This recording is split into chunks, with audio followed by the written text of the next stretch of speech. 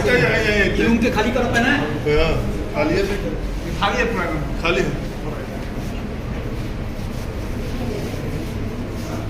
राजीव जी coordinate करके करो number देख लेते हैं कि नहीं भैया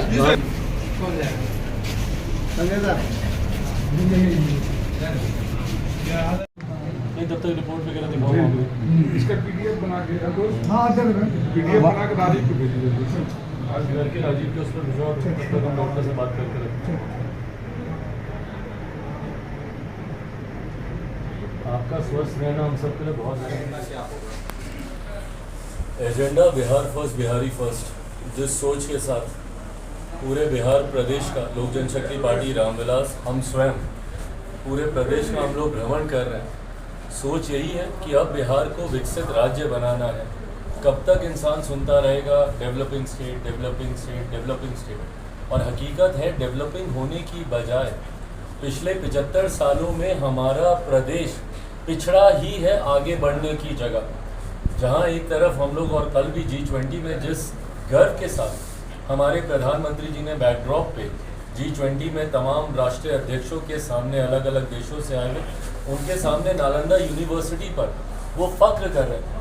हमारा प्रदेश का वो इतिहास रहा है जहां शिक्षा को इतना सम्मान दिया गया, इतना महत्व दिया गया, जहां देश से ही नहीं दुनिया के अलग अलग कोने से विद्यार्थी शिक्षा ग्रहण करने आते थे। वो एक ऐसा प्रदेश बन गया है जहां से मैक्सिमम बच्चे दूसरे प्रदेश अब जाते हैं शिक्षा की तलाश में।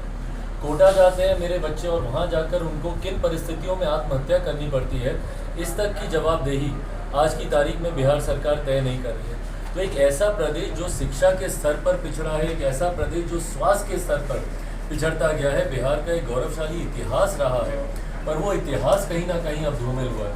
तो ऐसे में बिहार को विकसित राज्य बनाना, बिहार फर्स्ट बिहारी फर्स्ट की सोच को धरातल पर उतारने की सोच के साथ आगामी 2024 लोकसभा चुनाव की हम लोग तैयारी कर रहे हैं। मैं ये मान के चलता हूँ कि संभवतः उसी के साथ बिहार में विधानसभा के भी चुनाव होंगे।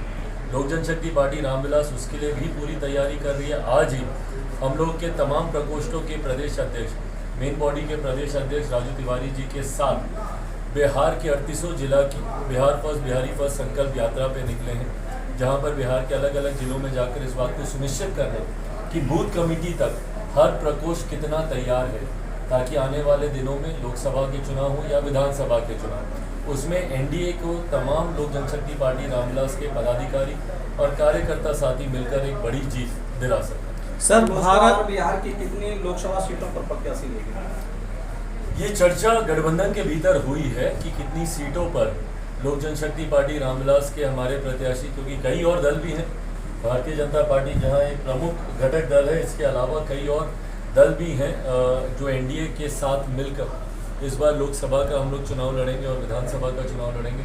मुझे लगता है एक बार सबके साथ बातचीत हो जाए, उसके बाद ही इसको सार्वजनिक करना उचित होगा। बट इतना ज़रूर है कि बातचीत गठबंधन के भीतर हम सर भारत और इंडिया में क्या फ़र्क है? भारत और ज्वलंत समस्या है सर अभी देश में। भारत और इंडिया, देखिए भारत कहीं ना कहीं गर्व से हम लोग ज़रूर हमारे देश के नाम को हम लोग भुलाते हैं, और हम लोगों ने इतिहास में जब पढ़ा है तो भारत नाम से ही हमारे देश को संबोधित करने का काम हमारे पूर्वजों के द्वारा भी किया गया। पर अगर आप कोई फ़र्क की बात करें, इंडिया भारत ऐसा कोई फ़र्क नहीं। जहां भारत का नाम उतनी ही प्रमुखता से इस्तेमाल होता है, इंडिया का भी नाम ये माने ना sir, both her same, both her same, absolutely दोनों सेम है। इसमें कहीं कोई विवाद की हमको नहीं लगता गुंजाइश है। बट हाँ, अगर आप भारत के नाम से भी बुलाएंगे तो उसमें भी किसी को एतराज़ कम से कम नहीं होना चाहिए। सर हाजीपुर सीट का सस्पेंस खत्म हुआ, कौन पार्टी वहां से चुनाव लड़ेगी? दावेदारी अलग अलग तरफ से की जा रही, पर मैंने हमेशा इस बात को कहा है कि दावेदारी का आधार गठबंधन के भीतर हुई बातचीत ही होना चाहिए। मीडिया के सामने दावेदारी पेश करने से सीट या गठबंधन में से चुनाव लड़ने का मौका किसी को मीडिया के माध्यम से कम नहीं मिलेगा। जिनको भी दावेदारी करनी है, मैं अगर दावेदारी करता हूँ तो मैं गठबंधन के भीतर हुई बातचीत के आधार पर ही करता हूँ। अगर किसी और को भी दावेदारी पेश करनी है तो गठबंधन के भीतर पहले बातचीत करें, जो अभी तक इनको कर लेनी चाहिए थी। मुझे पता नहीं कितने लंबे समय से अभी तक उनकी मुलाकात किसी भी भारतीय जनता पार्टी के शीर्ष नेतृत्व से मेरे संज्ञान में नहीं है कि मुलाकात हुई हो। पर जब तक गठबंधन के भीतर बातचीत नहीं होती तब तक मीडिया के सामने दावेदारी पेश करने का कोई औचित्य नहीं है। क्या नरेंद्र मोदी लगातार तीसरी बार प्रधानमंत्री रहेंगे? बिल्कुल, इसमें कहीं कोई शक नहीं, उसमें कहीं कोई संदेह नहीं है। और मैं इसलिए नहीं कह रहा क्योंकि मैं इस गठबंधन का हिस्सा हूँ। आज जब आप विपक्षी दलों के इस गठबंधन को आप देखें, ना उनके पास नीति है, ना उनके पास नेता है, ना देश के विकास की नीयत है उनके पास। और ये तमाम बातें मैं इस आधार पर कह रहा हूँ क्योंकि 3 बार उस गठबंधन की बैठकें हो चुकी हैं। इन 3 बैठकों में जहाँ इतनी अलग अलग विचारधाराओं के लोग हैं, तो सबसे पहले आपको साझा न्यूनतम कार्यक्रम पर चर्चा करनी चाहिए, आपको कॉमन मिनिमम प्रोग्राम तैयार करना चाहिए था, क्योंकि बहुत अलग अलग सिद्धांतों वाले लोग हैं वहाँ पर। जहाँ एक तरफ लेफ्ट के दल हैं तो वहीं ममता बनर्जी जी की भी पार्टी है, जो लिटरली एक दूसरे के खून के प्यासे हैं। वेस्ट बंगाल में अगर आप चले जाइए, ऐसे ही अलग अलग प्रदेशों में जो एक दूसरे के खिलाफ राजनीति करते रहे, वो एक साथ एक मंच पर आए। तो सबसे पहले तो कॉमन मिनिमम प्रोग्राम तैयार होना चाहिए था, जो नहीं हुआ।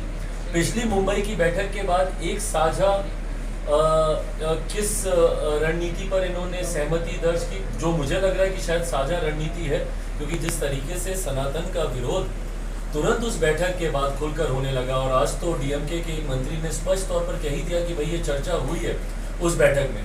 और मैंने उसी दिन कहा था, जिस दिन उदयनिधि जी का ये बयान आया था, स्टालिन जी के जो सुपुत्र उनका जिस दिन बयान आया था, उसी दिन मैंने कहा था कि शायद यही रणनीति पर चर्चा मुंबई की बैठक में हुई है कि आपको सनातन का आपको विरोध करना, सनातन का विरोध करना, एंटी सनातन अपने आप को दर्शाना आपकी नीति नहीं हो सकती। एक मंच पर जब 1 दर्जन से ज़्यादा प्रधानमंत्री पद के दावेदार दिखते हैं, ऐसे में नेतृत्व का अभाव। तीसरा, आपकी नीयत देश के विकास की नहीं है, देश को बांटने की है। जब आप सनातन का विरोध करते हैं, जब आप बांटने की राजनीति करते हैं, जब आप तुष्टीकरण की राजनीति करते हैं, जब आप डिवाइड एंड रूल की पॉलिसी को अपनाते हैं, तो आप देश को बांटने की सोच रखते हैं, ना कि देश को जोड़कर आगे लेकर जाने की। तो एक ऐसा गठबंधन जिसके पास ना नेता, ना नीति, ना नीयत, तीनों चीज़ें नहीं हैं, उस गठबंधन को भला क्यों देश की जनता स्वीकार करेगी। ऐसे में एक तरफ हमारे प्रधानमंत्री जी की जो कार्यशैली रही है, जो उनका कार्यकाल पिछले 9 साल का रहा, उसमें देश की जनता का विश्वास बढ़ा ही है। तभी 14 से बड़ा जनादेश 19 में हम लोग को देखने को मिला। G20 जैसा इतना सफल आयोजन, जिसने देश ही नहीं पूरी दुनिया को अपना दमखम भारत ने दिखाने का काम किया, मेरे विश्वास को बढ़ाता है कि 2024 का जनादेश 2019 से बड़ा होगा। और पुनः आज के प्रधानमंत्री, देश के प्रधानमंत्री की शपथ तीसरी बार लेंगे, कोई संदेह नहीं। जनता कहती है कि चिराग पासवान का अपने संसदीय क्षेत्र की जनता से सीधा जुड़ाव नहीं के बराबर है, आप इसे कैसे? मुझे लगता है ये इस तरीके की बातचीत, इस तरीके की चर्चा मेरे बारे में 2018 में भी फैलाई गई थी। 19 के जनादेश ने इस बात को स्पष्ट कर दिया, 14 से बड़ा जनादेश 19 में था। पुनः अगर मुझे मौका मिलता है पुनः यहाँ से चुनाव लड़ने का, क्योंकि पार्टी के संसदीय बोर्ड को ही अंतोगत्वा इस पर अंतिम निर्णय लेना है, तो 24 का जनादेश अंतोगत्वा जनता ही सबसे ऊपर है, जो निर्णय वो लेगी वो साथ। Thank you.